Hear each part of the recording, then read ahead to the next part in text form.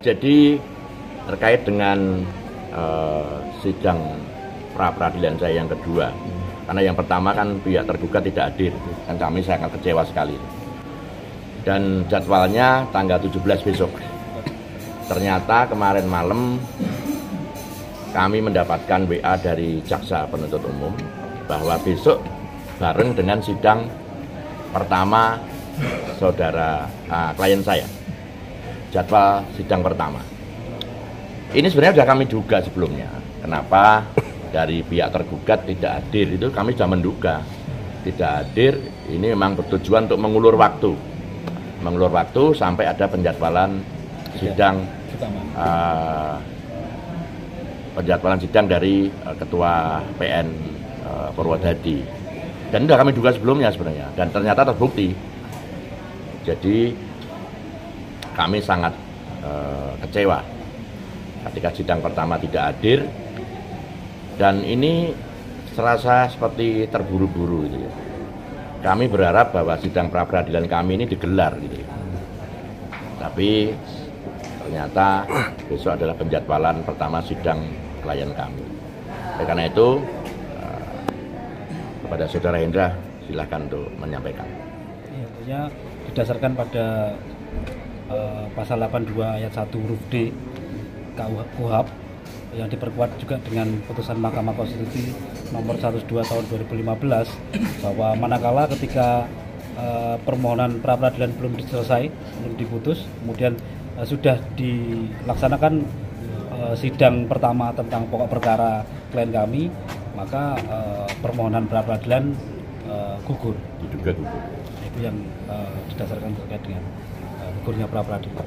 Jenengan melihat adanya upaya untuk pemaksaan kasus ini segera disidangkan meskipun ada upaya pra-peradilan. Ya, kami karena begini, ketika pada tanggal kami ketemu sama jaksa pertama ya, kami sebenarnya ingin meminta berkas daripada klien kami.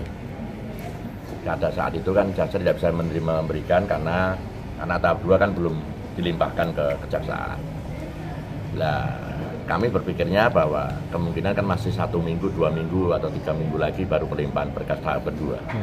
Tetapi dari pihak tergugat itu pada tanggal berapa itu pelimpahan itu?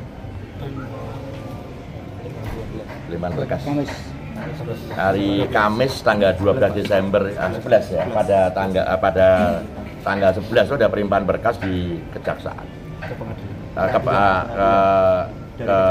dari kepolisian ke pengadilan, dari kepolisian ke kejaksaan itu bukan ke pengadilan.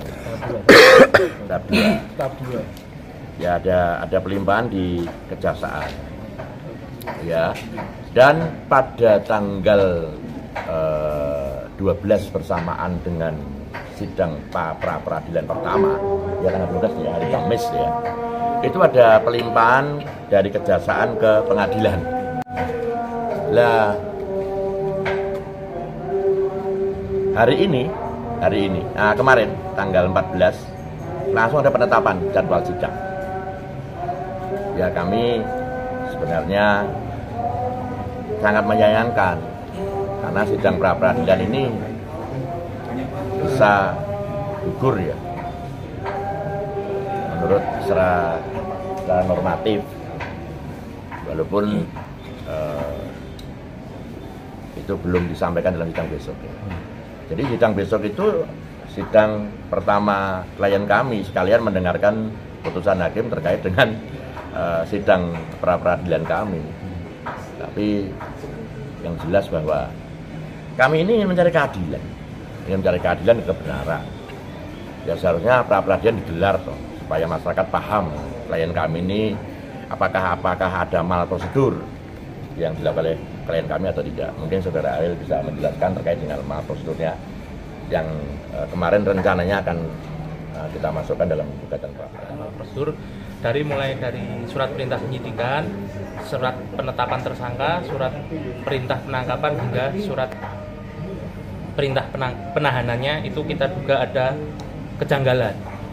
Selain itu juga yang kita sangat sayangkan adalah dalam KUHP pasal 56 ayat 1 itu untuk tindak pidana yang dipidana lebih dari 5 tahun wajib didampingi oleh kuasa hukum atau penasihat hukum.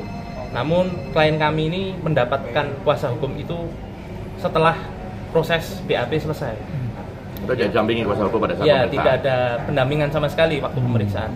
Yang mana kalau merujuk pada KUHP tersebut memang sudah hak sebagai tersangka untuk didampingi. Karena ancaman hukumnya 5 tahun. Ya, hukumannya 5 tahun ke atas. Dan ini wajib negara memberikan pendampingan. Kalau merujuk ke KUHP juga, itu juga bisa menggugurkan apa yang sudah dilakukan penyidik selama ini. Itu yang menurut kita menjadi dasar-dasar kenapa kita yakin ada malprosedur.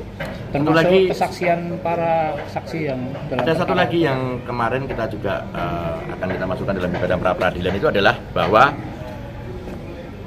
pada tanggal 12 ya, 12 Oktober itu penangkapan, penahanan, surat perintah penyidikan, surat penetapan tersangka itu dibuat di tanggal yang sama, di hari yang sama. Ya. Dan juga surat Sprindik LP-nya LP-nya itu dibuat di tanggal yang sama, kan aneh gitu kan. Ya itu salah satunya, walaupun nanti ada materi-materi yang lain yang tidak bisa kami sampaikan. Tapi itu adalah sekilas bahwa kenapa kami melakukan gugatan pra peradilan itu, bahwa di tanggal yang sama ada sprindik, ya. Lalu penetapan tersangka, lalu penahanan, lalu penangkapan di tanggal yang sama. Nah kalau kita mau lebih ke dalam lagi, berarti gak ada gelar dong, gitu kan? Dan klien kami ditahan itu sejak tanggal 9, itu udah dijemput, lalu lalu pulang. Tanggal 10 itu ditahan sebelum adanya surat penahanan. Penangkapan juga tidak ada. Bahkan penetapan tersangka belum ada, tapi klien kami nggak boleh pulang. Nah ini kan aneh itu. Ini kan aneh. Dan ini ada Kanjur masuk diminta di WA. Terakhir yang sekarang baru viral itu kasus guru